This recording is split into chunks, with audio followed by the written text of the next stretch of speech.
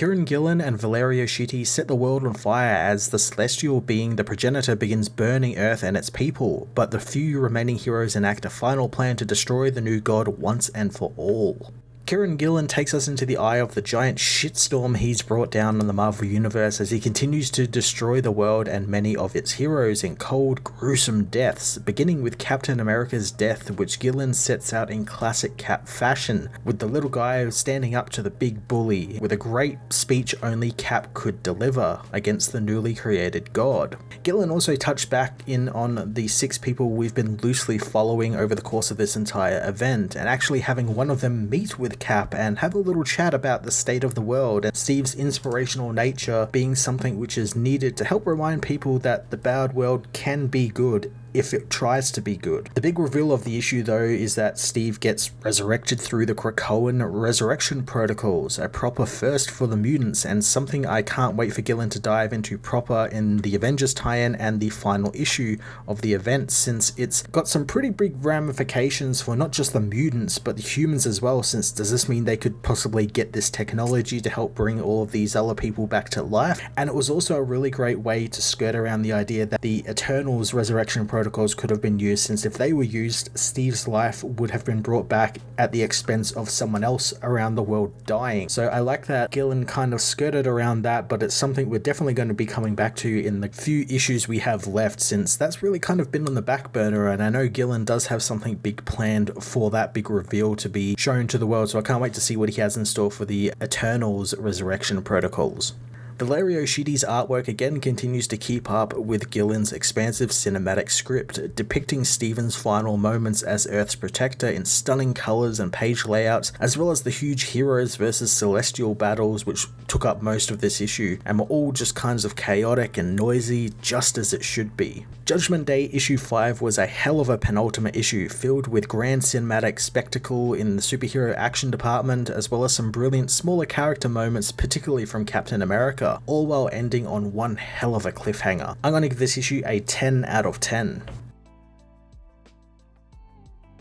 Judgment Day issue 5 sees the Progenitor pass his judgment on the world as the Avengers, Eternals and X-Men escape from underneath it. Out in the world, the 6 people the Progenitor has targeted continue on with their mundane lives, being together with their loved ones in the final hours as Jada comes to see Captain America, wishing that she had been wrong about her judgment. She hands Cap a coffee, apologizing to him, but Cap is sorry as well, thinking that he could inspire people and make a difference, but he failed. Jada appreciates that he tried despite knowing they would fail, introducing herself as Cap asks if she should be with her family. Jada says she had a daughter but she died and she has been distant from other people ever since. Cap thinks that she should go and be with those people since it's not too late to reconnect with them, but Jada knows he's still trying to inspire people, something Cap knows is just a bad habit of his. Jada thinks it's a good one to have and the world is just bad, but she knows it doesn't have to be bad and they occasionally need a reminder that it can be good. Nightcrawler appears, asking if Steve would like to give the false god a piece of his mind. Steve is more than happy to, hoping Kurt can get him to the North Pole, as Kurt jokes about the strain killing him. And what does Cap take him for? Some type of superhero?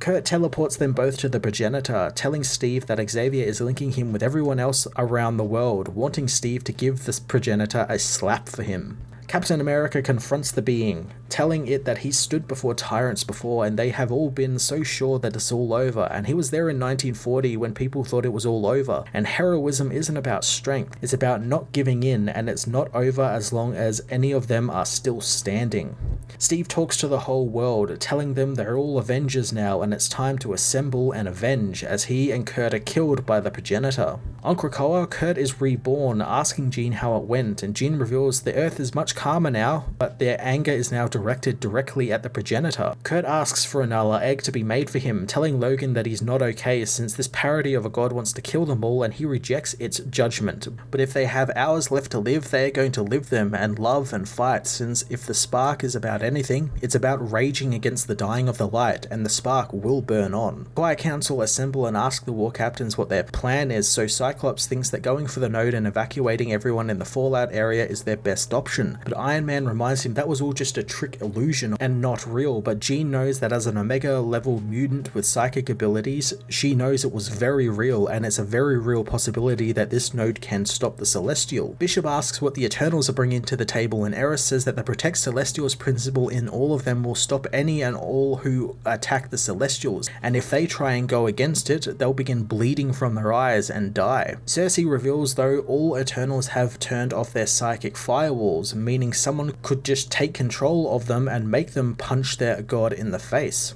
Magic likes the sound of that, as Destiny knows this is their only chance. The heroes launch their counterattack against the Progenitor and are joined by Earth's militaries as well. The Progenitor anticipated the attack as the Cuckoos take control of the Hex, using each to assault the Celestial and hold it down, allowing the mutants and Eternals and Avengers to get onto its body and try to infiltrate it. Thor arrives, unleashing the power of Mjolnir on the Celestial as the being is impressed to see so many beings brought together, but it has already passed its judgment, and what type of god would it be if it went back on its judgment? Progenitor blows apart Thor, Starbrand, Echo, and Jean Grey as it bats Icarus into the sun, burning him to death. The Cuckoos are attacked psychically by Progenitor and their heads explode from the pressure. Progenitor knows that he is trying to kill the heroes in creative ways, since to be a god is to be creative, but there are so many heroes and inspiration can be elusive. Iron Man screams for everyone to retreat and Progenitor lets them go, knowing that he was cruel in letting them get so close to victory. The Progenitor gets to work burning the cities and boiling the oceans as the world's rich try to escape in a rocket, but the being merely glances at their direction and it explodes.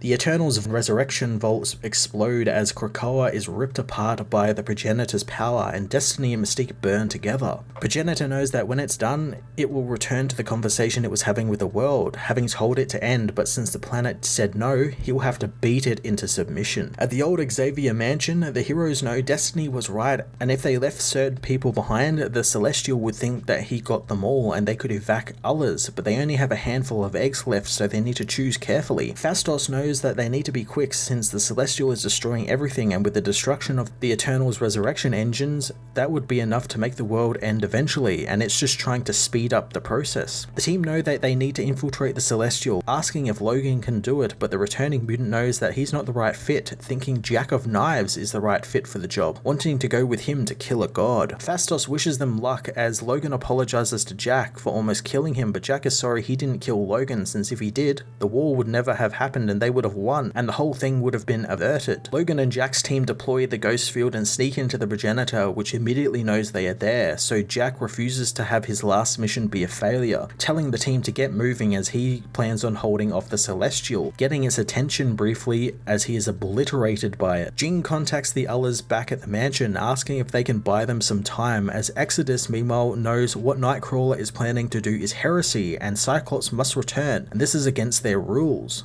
Kurt knows it's not against the rules, it's against their customs, and customs are just habits that are way too big for their boots. He knows as long as they live, they need to try something new, and while Cyclops is a great leader, they know the world needs someone else. The five finish up the resurrection protocols as Captain America bursts out of the last Krakoan egg left on Earth.